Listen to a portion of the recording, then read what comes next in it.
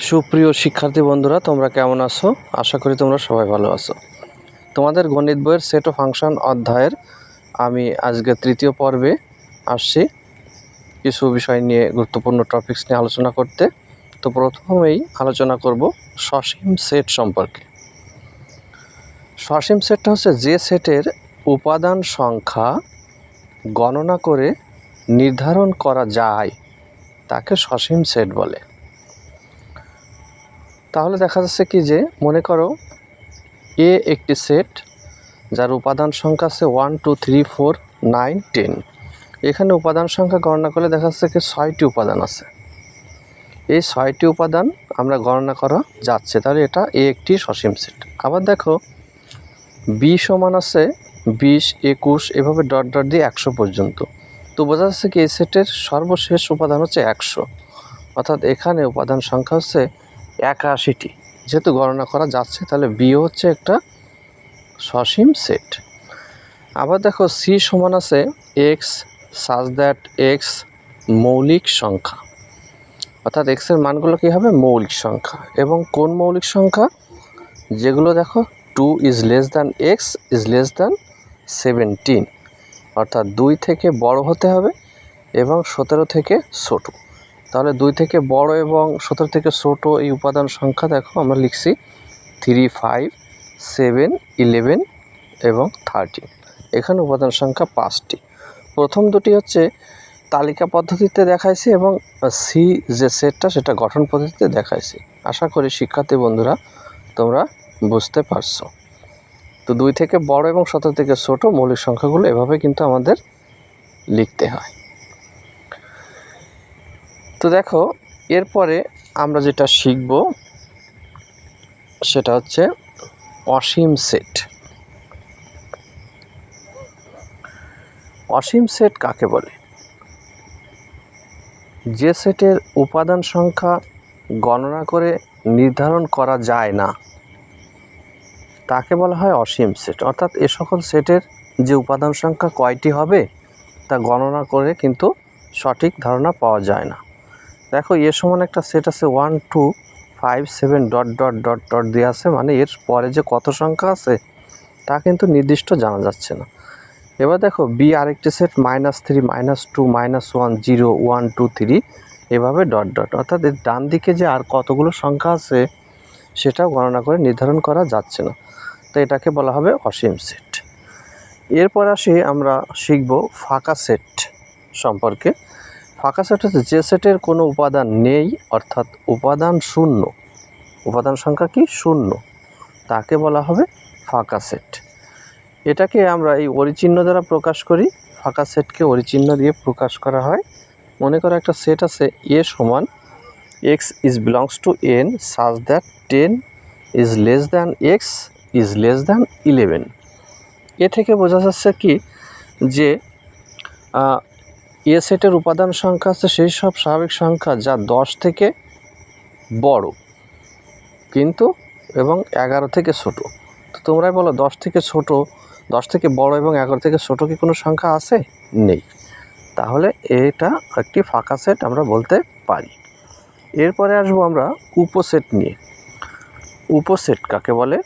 কোনো সেট থেকে যতগুলো সেট গঠন করা যায় এদের প্রত্যেক সেটকে ওই সেটের উপসেট বলা হয়। যেমন এ সমান এ বি সি একটি সেট, এর উপসেট যদি আমি নির্ণয় করতে চাই তাহলে প্রথমে একটা করে উপাদান নেব, যেমন এ নেব, তারপর বি, তারপর সি, এরপর দুটি করে এ বি এ সি। দেখো এ বি এ সি, তারপর কি নেব? বি সি, অর্থাৎ দুইটি করে উপাদান নিলাম। এরপরে হচ্ছে তিনটি করে উপাদান, অর্থাৎ তিনটি করে হচ্ছে একটি উপাদানই আছে এ বি সি। এরপর আমরা কি নেব? ফাঁকা সেট।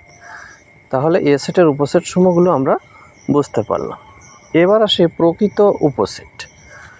মনে করো এ একটি সেট যার উপাদান হচ্ছে 2 3 3 5 6, এখানে 3 দুইবার আছে, এবং আরেকটি সেট হচ্ছে বি যার উপাদান আছে 3 এবং 5, এই দুইটি সেট। এখানে বি এর সব উপাদান এ সেটে বিদ্যমান। দেখো বি এর যেসব উপাদান 3 এবং 5 এ সেটে কিন্তু বিদ্যমান, এবং বি সেটের উপাদান সংখ্যা এ সেটের উপাদান সংখ্যা থেকে কম। বি সেটের উপাদান সংখ্যা 2টি এবং এ সেটের কয়টি? 5টি। তাহলে কিন্তু বি সেটের উপাদান সংখ্যা কম।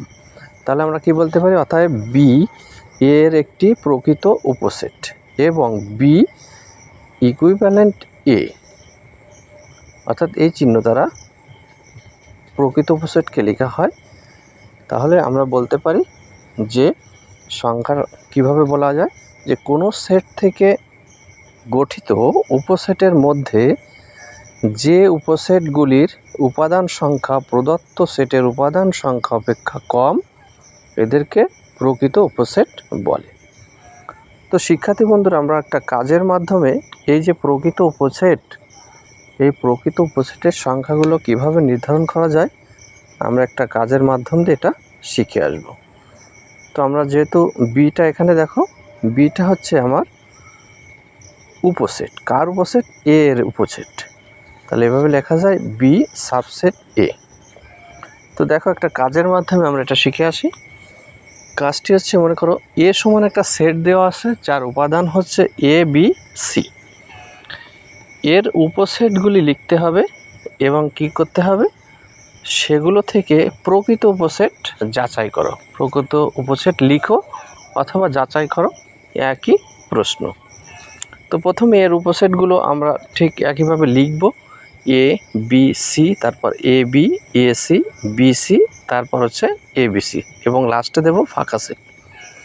তাহলে এর প্রকৃত উপসেট হবে যে সেট এ, অর্থাৎ এ বি সি, এই সেটটা বাদে যেগুলো সেইগুলোকে আমরা লিখব। তাহলে আমাদের বাদ পড়তেছে কোনটা? মূল যে সেটটা এ, এটাকে আমরা বাদ দিয়ে বাকি সেটগুলো হচ্ছে প্রকৃত উপসেট হবে। আশা করি শিক্ষার্থী বন্ধুরা বুঝতে পারছো। এরপর আমরা শিখব সেটের সমতা। মনে করো এ সমান একটি সেট 2 3 5 এবং বি সমান আরেকটি সেট 2 3 5 5। এখানে 5 কিন্তু ডাবল আছে, দুইবার আছে, তাই না? তাহলে এখানে দেখো 2 3 5 আর এইখানে কি আছে? 2 3 5 5। তাহলে দেখো এই যে 2 3 5 তিনটে উপাদান, এই একই উপাদান কিন্তু দেখো বি সেটেও আছে 2 3 5, তাই না? যদি কখনো এরকম একই উপাদান অন্য কোনো সেটে থাকে, তাহলে এরা পরস্পরকে আমরা সেটের সমতা বলি। একে লেখা হয় এ সমান বি। এর কারণ হচ্ছে এদের উপাদানগুলো কি একই উপাদান আছে, এমন যদি থাকে তাহলে এটাকে এভাবে লেখা যায় এ ইকুইভ্যালেন্ট বি পড়া হয়, এ ইকুইভ্যালেন্ট বি পড়া হয়। তো সংজ্ঞাটা আমরা দেখে আসি যে দুইটি সেটের উপাদান সংখ্যা, এই যে এ এবং বি, এই দুটি সেটের উপাদান সংখ্যা যদি একই হয় তাহলে সেট দুইটিকে সমান বলা হয়। এমন হলে সেটিকে সেটের সমতা বলে। আশা করি বুঝতে পারছো। এরপরে আসবো আমরা সেটের অন্তর। সেটের অন্তর কেমন?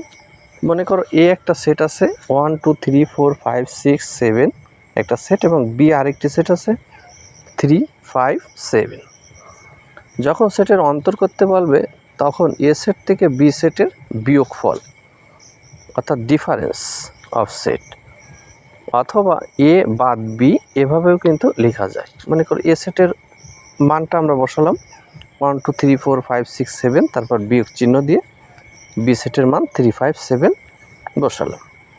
এখন 3 5 7 এ সেটের যদি থাকে, মিল থাকে, তাহলে সেই তিনটা বাদ দিব, অর্থাৎ যেটা যেটা মিলবে সেই তিনটা কিন্তু আমরা বাদ দেব, বাকি থাকে 1 2 4 6। তাহলে এটাই হচ্ছে আমাদের সেটের অন্তর। এরপরে আমরা যেটা শিখব সেটা হচ্ছে সার্বিক সেট। সার্বিক সেটটা হচ্ছে আলোচনায় সংশ্লিষ্ট সকল সেট যদি একটি নির্দিষ্ট সেটের উপসেট হয়, তবে ওই নির্দিষ্ট সেটকে তার উপসেটের সাপেক্ষে সার্বিক সেট বলা হয়।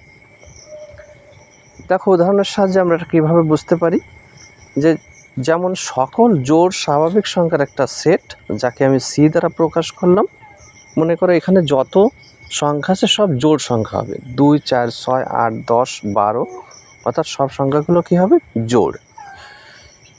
এবং স্বাভাবিক সংখ্যার সেট n সমান আমি লিখলাম 1 2 3 4 5 6, এভাবে আরও সংখ্যা আছে, অর্থাৎ এখানে জোড় এবং বেজোড় উভয় সংখ্যার কিন্তু সমন্বয়। তাহলে সি সেটটা হচ্ছে জোড় এবং n হচ্ছে স্বাভাবিক সংখ্যার সেট, কিন্তু সেটা কি হচ্ছে, জোড় এবং বেজোড়ের সমন্বয়। তাহলে আমরা কি বলতে পারি যে এর ভিতর কিন্তু জোড় সংখ্যাও আছে। তাহলে আমরা বলতে পারি এনটা হচ্ছে সার্বিক সেট, কোন সেটের, সি সেটের। আশা করি তোমরা বুঝতে পারছো। তাহলে পূরক সেটটা হচ্ছে কি, মনে করো এ সমান একটা সেট আছে 1 3 5 7 এবং সার্বিক সেট ইউ সমান দেওয়া আছে 1 2 3 4 5 6 7 8।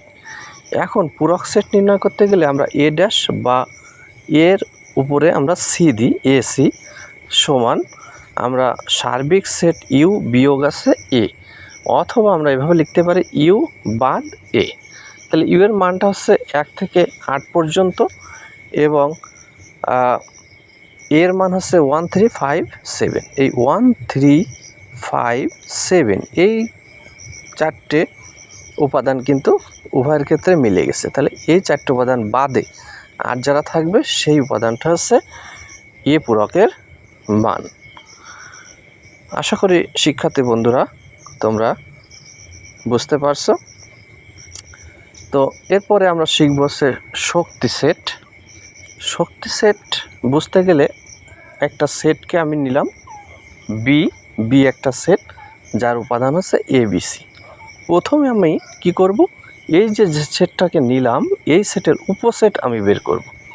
তাহলে প্রথমে একটা একটা করে উপাদান নেব, এরপরে এ বি এ সি, এরপর কি নেব বি সি, তারপর হচ্ছে টোটাল এ বি সিটাকে আমরা নেব, আর একটা কী হবে ফাঁকা সেট। এবং সব উপসেটগুলোকে কি করব, দুই পাশে দুটি সেকেন্ড ব্র্যাকেট দিয়ে ঘিরে দেব।